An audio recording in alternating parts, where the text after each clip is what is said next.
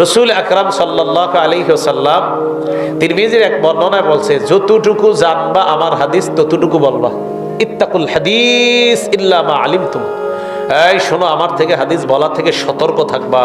বাকি যতটুকু জানো ততটুকু বলবা, আমার থেকে কিছু বলা থেকে সতর্ক থাকবা। যতটুকু জানো ততটুকু বলবা, যতটুকু জানো ততটুকু বলবা।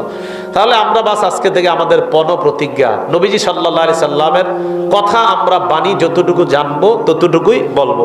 আর আলেমদের সাথে সম্পৃক্ততা বাড়ান, মাদ্রাসার মুহাদ্দিসদের সাথে সম্পৃক্ততা বাড়ান। আশেপাশে মাশাআল্লাহ অনেক দাওরায়ে হাদিস মাদ্রাসা, মুহাদ্দিসদের সাথে সম্পৃক্ততা বাড়ানোর উপকারিতা হলো অনেক শুদ্ধ বিষয়গুলা তাদের থেকে জানা যায়।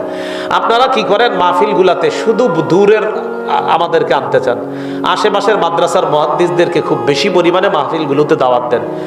আপনারা বলে দিবেন, হুজুর আপনার সুর না থাক কোনো সমস্যা নাই, সুর দেওয়াই লাগবে না, আমাদেরকে 1 ঘন্টা কোরআন হাদিস শোনায়া যান। আরেক আলেমরেও এটা বলবেন, কোরআন হাদিস 1 ঘন্টা শোনায়া যান।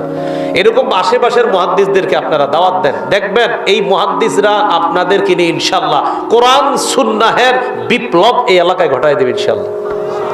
কিন্তু আপনারাই ভুলের মধ্যে কিছু কাজ করেন, কি না হুজুর অমুকরে আনেন আমি দিব 1 লাখ, তো হুজুরে কয় না অমুক মাদ্রাসার মুহাদ্দিসরা আনলে কত, কয় 1 টাকাও দেব না। আরে ভাই ঠিক না, এটা কয় না হুজুর অমুকরে আনেন যা লাগে আমি দিব। তা আপনি যদি বলেন হুজুর এই ভাই আমি তো ওরকম গাজীপুর অমুক মাদ্রাসার শেখুল হাদিস সাহেব আনতে চাই, আর নয় ওনারা আনলে আমি জানি না কি করবে। এই মানসিকতা থেকে বের হয়ে আসেন, কষ্ট নিয়ে বললাম, এগুলা থেকে বের হয়ে আসেন। স্থানীয় আলেমদেরকে যদি মূল্যায়ন না করেন কে করবে বলেন? স্থানীয় আলেমদেরকে মূল্যায়ন করতে হবে, এদেরকে আপনারা মূল্যায়ন না করলে কে করবে? আল্লাহ আমাদের সকলকে, এলাকার উলামায়ে কেরামদেরকে কোরআন সুন্নাহ ব্যাপকভাবে প্রচারে যেন আমরা সাধারণ জনগণ কাজে লাগাইতে পারি, আল্লাহ তৌফিক দান করেন। এই জিহ্বা দিয়ে আমরা আজকে থেকে প্রতিজ্ঞা, ইচ্ছাকৃতভাবে নবীর নামে তো বলবোই না, এমনি মিথ্যা কথা বলবো না। রাজি আছেন? সবাই রাজি আছেন ইনশাআল্লাহ? বলেন এমনিতে আমরা কোনো মিথ্যা বলবো না ইনশাআল্লাহ। আবু বকর সিদ্দিক, বলেন আবু বকর সিদ্দিক রাদিয়াল্লাহু তাআলা। মুসাইলামাতুল কাজ্জাব, বলেন মুসাইলামাতুল কাজ্জাব লানাহুল্লাহ।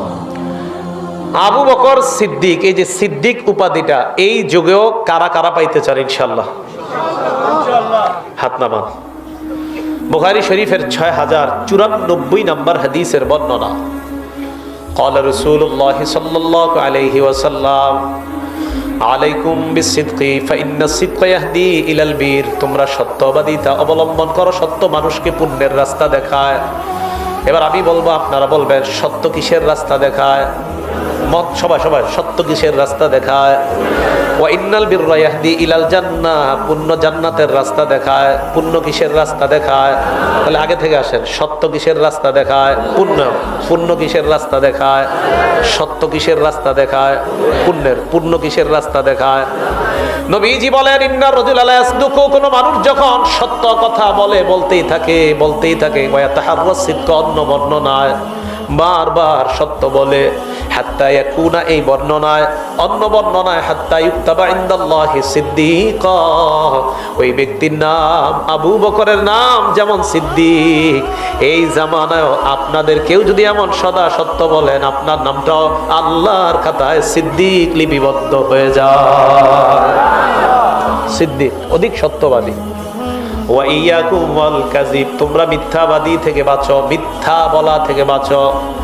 বলেন আমরা মিথ্যা বলবো না, মিথ্যা শুনবো না, মিথ্যার মজলিসে বসবো না। নবীজি বলেন মিথ্যা থেকে তোমরা বাঁচো। ফাইন্নাল কাযিবা ইয়াহদি ইলাল ফুজুর, মিথ্যা মানুষকে পাপাচারের রাস্তা দেখায়।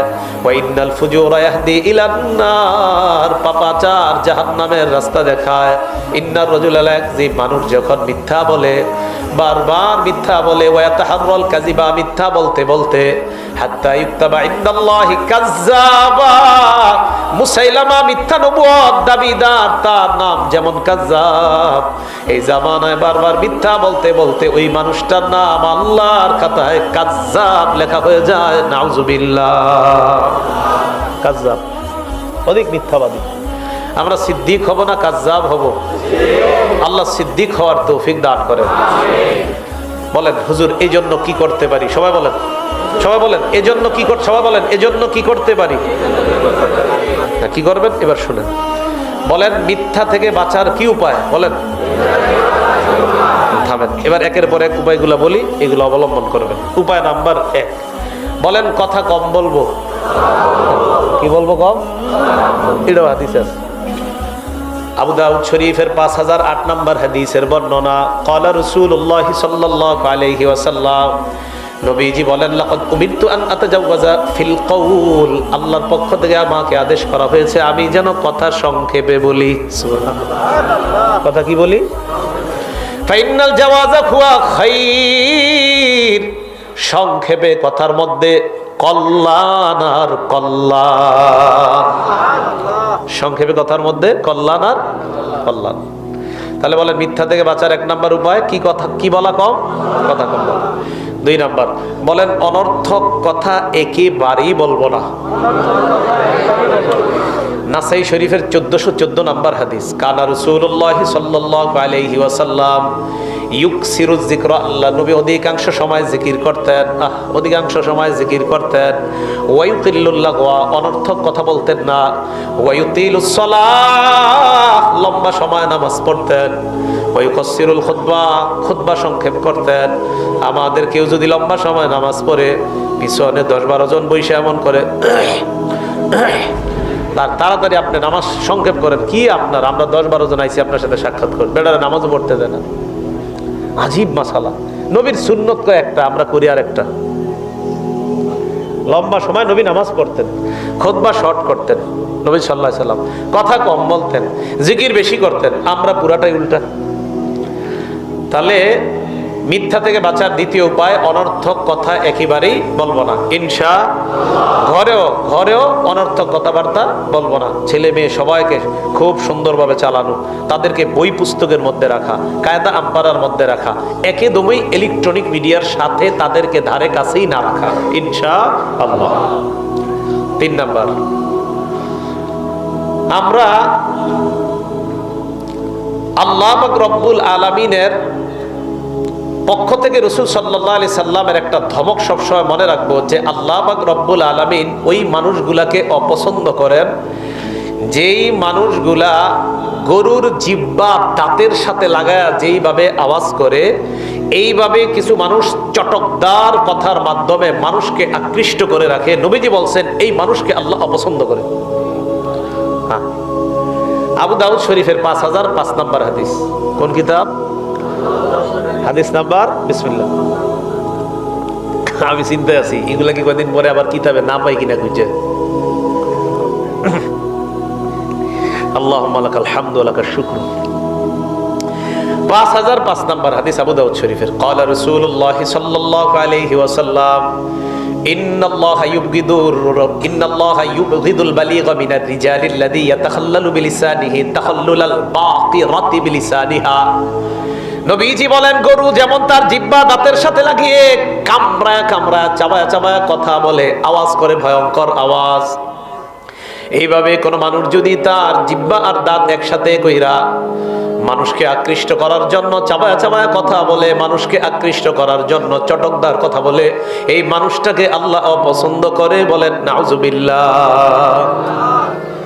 এর পরের বর্ণনা আসছে, পরের বর্ণনা একটু দুর্বলতা আছে, কিন্তু বর্ণনাটা দেখেন কি, মানে 5006 নম্বর বর্ণনা। ক্বালা রাসূলুল্লাহ সাল্লাল্লাহু আলাইহি ওয়াসাল্লাম, মান তাআল্লামা সরফাল কালাম লিয়াসবিহা বিহি কুলুবার রিজাল।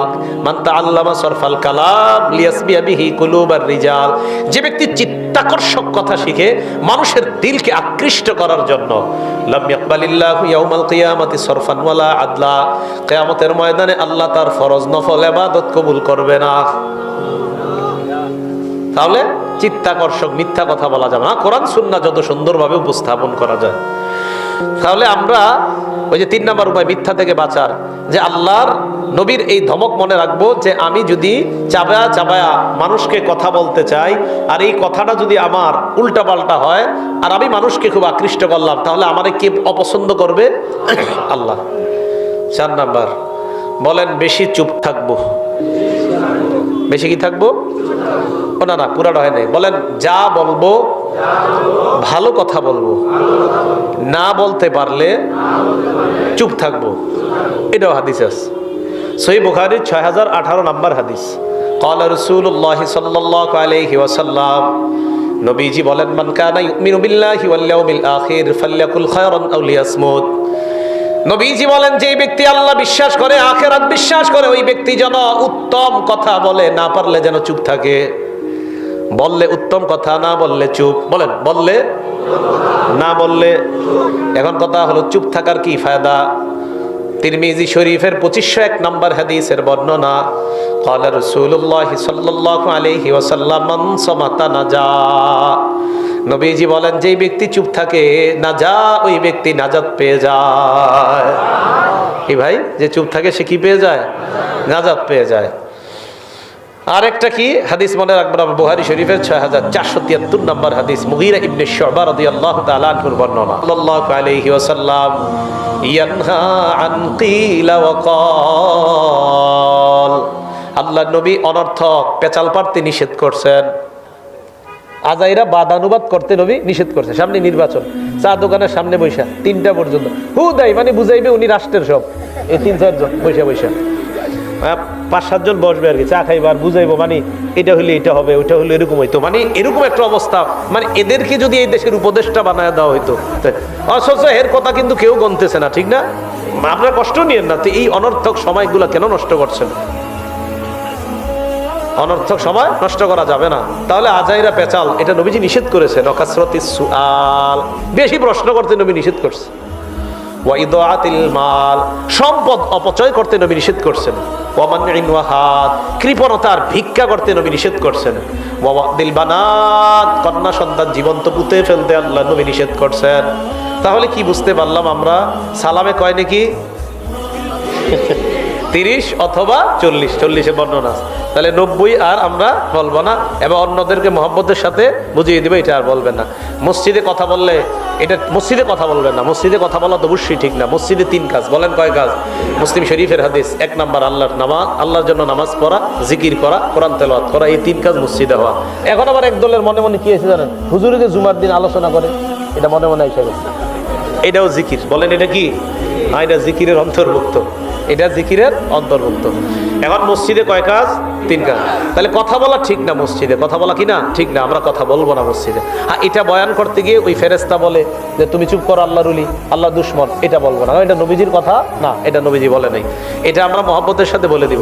সুলাইমান নবী সব মাখলুকাতরে মেহমানদারি করাইতে চাইছে, এ কথাটি সঠিক নয়, এটা আমরা সবাইকে মহব্বতের সাথে বলে দিব। এরপরে আপনার আর কি বলছিলাম? চীন দেশে গিয়ে হইলো বিদ্যা অর্জন করো, এটা ঠিক না। সঠিক হলো কি, এক সাহাবা মদিনা থেকে দামেশকে গেছে বিদ্যা অর্জন করার জন্য, এগুলা বললেই চলে। তো এই বর্ণনাগুলা, অশুদ্ধ বর্ণনাগুলা থেকে আমরা যেন নিজেরা ফিরে এসে বিশুদ্ধ বর্ণনা এবং বিশুদ্ধ একটা সমাজ আমরা গঠন করতে পারি, আল্লাহ তৌফিক দান করেন। এই জন্য মাদ্রাসার ওলামাদের সাথে খুব বেশি সম্পৃক্ততা কায়েম করেন। এই মুফতি মনি সাহেবকে বলবো, ঢাকার চাইতে বেশি এলাকার আলেমদেরকে নিয়ে কাজ করবেন বেশি। এলাকার মুহাদ্দিস যারা আছে, আপনিও আছেন ভাই, আপনারা এলাকার আলেমদের কিনে খুব বেশি কাজ করেন, ব্যাপক কাজ করেন ওলামাদের। আর ইমাম খতিব যারা আছেন, একে অপরের সহযোগী হয়ে যান, কেউ কারো প্রতি বিদ্বেষ রাখেন না, সবাই মিলেমিশে কাজ করেন, ইনশাল্লাহ দেখবেন এতে খুব সুন্দর ফায়দা হবে। আল্লাহ আমাদের সকলকে মহব্বতের সাথে কথাগুলা। ভাই আপনি উঠছেন কেন? বসেন, বসেন। এতক্ষণ তো বসেছিলেন সুন্দর। কেউ উঠবেন না, কেউ উঠবেন না, কেউ উঠবেন না ভাই, মেহরবানি করে আল্লাহর রাস্তায় করবেন। আস্তে আস্তে। কোনটা কোনটা সমস্যা? বলেন বলেন, কোনটা? পড়াইছে না যে বসেন। সুদূর চীন দেশে গিয়ে হলো বিদ্যা অর্জন করো, এটা নবীজির বর্ণনা না, এটা অনেক দেয়ালে লেখা থাকে। তো সেখানে মানুষদেরকে বুঝিয়ে দিবেন যে ভাই এটা নবীজির কথা না। আল হাদিস লেখলে মানে কার কথা হয়? নবীর। তো বলবেন এটা নবীজির কথা না, এটা বুঝিয়ে দিবেন। আরেকটা লেখা থাকে দেয়ালে, বিদ্যা অর্জনের, বিদ্যানের কলমের কালি শহীদের রক্তের চেয়ে দামি। তো নিচে লেখা থাকে আল হাদিস, বুঝিয়ে দিবেন যে এটা আল হাদিস না, এটা নবীর বক্তব্য না। তো যাই হোক, আমার পরে যিনি আলোচনা করবেন আমাদের ছেড়ে তাজ হুজুর, অত্যন্ত মহব্বতের মানুষ এবং ওলামা ওলামায়ে কেরামের খুবই মহব্বতের মানুষ। হুজুর আলোচনা করবে ইনশাআল্লাহ। আমরা কেউ উঠবো না, আল্লাহর রাস্তায় আমরা কেউ উঠবো না, আমরা মেহেরবানি করে কেউ উঠবো না, আমরা মেহেরবানি করে কেউ আপনাদের কাছে আমি হাত জোর করে আবদার, এখান থেকে কেউ নড়বো না আমরা। আমারে আপনারা মুসাফার জন্য জোরাজুরি করবেন না, আস্তে আমাকে বের হতে দিবেন। হুজুর আসবে ইনশাআল্লাহ। হুজুর এসে যেন এই পরিবেশটাই দেখতে পায় ইনশাআল্লাহ। আচ্ছা দেখে হাত তোলেন সবাই আমার সাথে, যারা দাঁড়িয়ে আছেন তারাও হাত তোলেন। আপনারা যাবেন না ইনশাআল্লাহ, ঠিক আছে না? আজকে আপনাকে অনেকগুলা শুদ্ধ জিনিস শিখাইছি আর অশুদ্ধ বিষয় থেকে সতর্ক করছি, এই দাবি নিয়ে বলতেছি। যেহেতু অনেক কিছু শিখছি আলহামদুলিল্লাহ, আপনারা কেউ যাবেন না, যাবেন না তো ইনশাআল্লাহ? ওলামায়ে কেরাম সাক্ষী থাকেন, আপনাদেরকে সাক্ষী রেখে এরা কেউ যাবে না ইনশাআল্লাহ। আল্লাহ তৌফিক দান করেন। আসসালামু আলাইকুম ওয়া রাহমাতুল্লাহি ওয়া বারাকাতুহু।